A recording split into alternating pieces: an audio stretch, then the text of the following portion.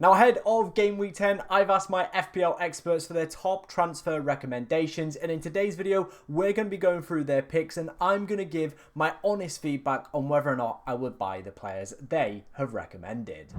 Now, before we dive into today's video and my FPL experts picks, if you do enjoy any of the content that you see on the channel, please be sure to like, comment, and subscribe, as we are on that road to 25,000 subscribers, and it is only possible with your amazing support. So if you do enjoy any of the content you see here, like I said, make sure you're liking, getting any dilemmas you've got in the comment section. If you are new to the channel as well, make sure you're subscribing. We produce plenty of FPL and UCL content. We're live for the deadline streams as well. So yeah, lots going off on the channel. Let's start off then with one of the most popular picks I did get from my FPL experts. It is, of course, going to be Jean-Philippe Mateta. Honestly, the fixtures coming off for Crystal Palace from a Premier League and FPL perspective are really good. They're facing off against some of the worst sides in the league currently for expected goals conceded. Obviously, Mateta as well has been massively underperforming on his numbers so far this season. Those underlying data numbers are ridiculous from Mateta. A lot of us as well are going to be switching away from João Pedro, heading to Mateta. I think that move honestly makes complete sense. I spoke about it in yesterday's video, in the transfer targets video. That is something that I am looking to do with my own team, and I think it's going to be, like I said, a very popular move that a lot of FPL managers are, of course, looking to do in this game week. However, something that I did highlight within my transfer targets video, I'm not going to go through it again, but if you look at the Palace fixtures, there are potentially 2 midweek breaks that they might get from now all the way up until mid-January. Of course, one of them is coming in mid-January. The other one will be the week of Christmas. So they're the only midweeks that Crystal Palace are going to get off. They're going to have a lot of football coming up over November and, of course, over December. And even going into January with, of course, the resumption of the FA Cup. And if they're still in the Carabao Cup as well, make it to the semi-finals, they're, of course, going to be playing games there as well. So they've got a hell of a lot of fixtures, of course, coming up Crystal Palace. And I do think that is going to have a negative impact, number one, on the squad, and is also probably going to lead to some rotation. And that is one of the big things that I am massively concerned about diving into Palace players. I think especially for people that are looking at maybe going up on triple ups on Palace, maybe you want to kind of, reconsolidate that, have a little bit of more thought, because I do think, especially that game week 14 fixture, it is a midweek fixture, it's a Wednesday in the Premier League. That could be a fixture where we do see the likes of maybe Mateta, Richards, a Sarr, a Munoz, potentially miss out on the best fixture you would want for that Crystal Palace run. So that is the only thing I am saying with people. I still think they're very, very investable assets, and I can see why a lot of people are, of course, looking at them. And probably I'm still going to bring in Mateta myself for João Pedro because of all the things that he does offer. Good underlying numbers, of course, penalty appeal as well, and playing for Palace, who are putting up very, very good numbers as a side overall as well. But I would just be a little bit cautious about that rotation. Let's move on then to my next pick from my FPL experts, and it is going to be another forward and another potential, obviously, João Pedro replacement. It's going to be Danny Welbeck, a player that is going massively under the radar. He scored the same amount of goals of course, as Jean-Philippe Mateta. Scored a wonderful free kick against Manchester United. He scored in 3 games in a row. He's played 90 minutes in all 3 of those games. And Brighton's underlying numbers look pretty decent. They've got, again, some really, really nice fixtures. They've got Leeds. They've got Palace after a European game. They've got Brentford, who've been pretty leaky for expected goals conceded. Forest, really, really leaky for expected goals conceded. Villa starting to get themselves back on the right track. But, of course, West Ham as well, another very leaky side. So you're looking at that. And any normal team, I think, outside of Brighton, a lot of us would, of course, be looking at and going, yeah, that's really investable set of fixtures. I really want to, obviously, take their penalty player, take, of course, their, key talisman. And I think a lot of people are looking at Minter. His minutes have been exceptionally good, really good underlying data, and currently is kind of, the more FPL analytical pick. However, I do think one that maybe is going under the radar could be Danny Welbeck, and could maybe have penalties as well. I believe he's missed one so far this season, and then the other guys have just kind of been rotating around themselves, but for some of those, Danny Welbeck hasn't been on the pitch. If he were to get a penalty in the Leeds game, I definitely think that makes him a really interesting asset. Of course, Brighton don't have any European football as well, so I'm expecting this guy to continue to play very, very good minutes, and when he is on the pitch, he is one of Brighton's best players, and like I said, the underlying numbers and the data that he is putting up is very, very decent as well, so potentially one to consider if maybe you've already got Jean-Philippe Philippe Mateta and you are looking for a João Pedro replacement, a bit of a fun pick over the next few weeks that could be a bit of a differential could, of course, be Danny Welbeck. But would I maybe go him ahead of Mateta? I don't think so. I probably would still pick Mateta in my personal opinion. I just think that is going to be a very popular and template move. And if Jean-Philippe Mateta, of course, goes off during these good fixtures for Crystal Palace, you could be left behind chasing the pack with Danny Welbeck, who could maybe be a minute's risk. But for now, the minutes do seem good, but I would be a little bit cautious on that. Another player that I think I would probably exercise a little bit of caution around is going to be this week's highest scoring player. It is going to be Mickey van der Ven. Obviously, I had a few FPL experts that did say, hey, look, we're gonna obviously put forward the top scoring player from game week 9. And I was like, fair enough, but be prepared for me to rip that kind of, decision apart. If you had Mickey last week, fair play. I hope you enjoyed the points. And it is kind of, one of those picks where I get it, because Thomas Frank has a long history of set pieces, scoring goals from corners and free kicks. We've seen it down the years with Brentford players, the likes of Ben Mee, Pinnock, Collins last season. These guys that will pick up attacking threats and will pick up numbers across the season. Like, they just will. And I think, Mickey will probably get a few more goals as the season progresses. It would not surprise me to see other centre-backs as well for Spurs pick up some goals across the course of this season. Because it's just Thomas Frank, this is part of his nature. He, of course, looks to identify and, of course, target set plays. It is no real surprise to see that, one of their centre-backs is doing exceptionally well in this metric. However, we look at the fixtures coming up for Spurs here. My God, I probably maybe see like 2 clean sheets max across this period. And that would be against Fulham and Brentford. And those teams can still cause you a lot of trouble. We saw that with Brentford this week. Gave Liverpool a really, really good game. So maybe even that Brentford game doesn't look a nailed-on clean sheet for Mickey van der Ven there. So you are looking at it and thinking, right, well, what's his other routes to points?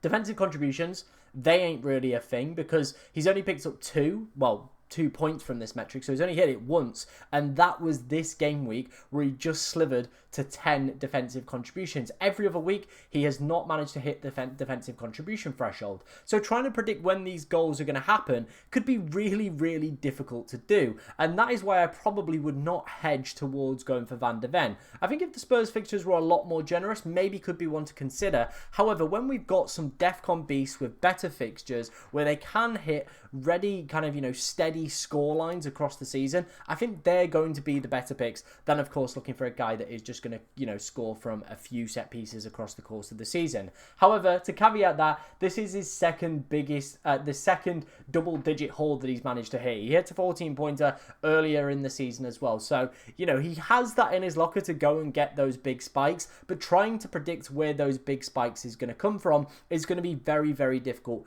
in my personal opinion. I would rather have a guy that I know most weeks I can roll him out. He's going to get a 4, maybe could come away with an 8 to potentially 10-pointer if he keeps a clean sheet and bonus. I think that is a lot more kind of, predictable and a lot more of kind of a repeatable action rather than focusing on someone that just keeps, gets a brace in one game and gets a big mega score. That is just my opinion. Maybe you're going to disagree with it in the comment section. Let me know if you do, but let's move on to some more FPL experts picks ahead of game week 10. Okay, let's move on then to some more FPL experts picks. All 3 of these names came up, and Mbeumo, Cunha and Bruno Fernandes. United have an incredible fixture run. This is something that I have been banging about for a long time. Like, once they got past that Liverpool game, they were going to have some good fixtures, so be prepared to own some Manchester United players. Now, obviously, from an open play perspective, and one of their kind of, key kind of eye test kind of players for me personally, Bryan Mbeumo has been that guy. And as you can see, the most goal involvements out of all of the players on this list. Before, obviously, this game week, he was massively underperforming on his data as well. So probably a little bit unfortunate as well. Does have some set piece share, takes one on one side of the corner. So, might get something from that, takes a few free kicks as well. So, there might be some, a little bit more kind of avenues to points for Bryan Mbeumo than I first kind of looked into. However, as you guys know, I am probably one of the main Bruno Fernandes propaganda pieces this season. And for me, Yes, he won't pass probably the eye test perspective every single week, but he is a guy that has multiple avenues to points. And this is something that I've been trying to focus my picks on this season, is who are those guys that are going to have those multiple routes to points where, you know, there's so many varied kind of ways where they can just continue to pick up points and are just going to do that throughout the course of the season, rather than, you know, just these guys that just pass the eye test. They don't, you know, really have anything else going for them. That's just that. And Bruno, for me, is a guy that has multiple routes to points. I'm still believing he's going to be on penalties. Looking at some of the quotes we've seen from Amarin around this, I still believe he's going to be the penalty taker. We've seen him hit defensive contributions. He's been very unfortunate not to have come away with an additional 4 points from this metric as well. Open play threat, if you watch the Brighton game, he had so many good chances as well. Put up 0.57 XGI as well in that game. So had, you know, decent opportunities to get himself an attack in return. Obviously has corners, obviously has free kicks and the penalties. And is a baseline BPS machine. Like, genuinely, the guy is just a monster at this, and it usually means if he gets one attacking return, as we saw in the game against Liverpool with just that assist, he came away with 2 bonus points. Bruno is just that guy that is, like I said, has just the multiple avenues to points.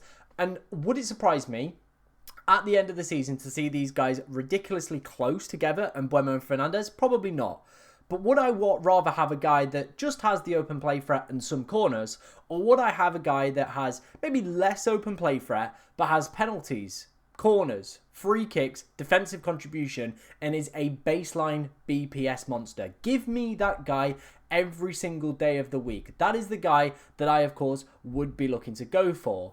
I think as well, it was very interesting to see another early substitution for Casemiro. I just don't think he's got the legs to play the full 90, which then means, you know, United have to have a little bit of a tactical reshuffle within that midfield. And Sesko as well, coming off early in that period. That meant then that, of course, Cunha went and played up front, so that maybe might open the door to potentially pick him as a pick, because if the last 30 minutes of games or last 20 minutes of games, he's going to be playing as a forward, that again for me is a reason to potentially pick him. Now, his minutes over the course of this season have been a little bit choppy in my opinion, but his underlying data is looking very, very good and could be a nice tasty option. However, if I were to pick one right now, I probably still would pick Bruno Fernandes. Second would be Brian Mbeumo. Third would be Matheus Cunha. Let me know which way you are, of course, looking at the Manchester United assets. Who is your favourite one and which ones are you potentially thinking about? But yeah, I think United, I think my FPL experts have got this one right. They need to be a team, of course, you do want to consider over the next few weeks.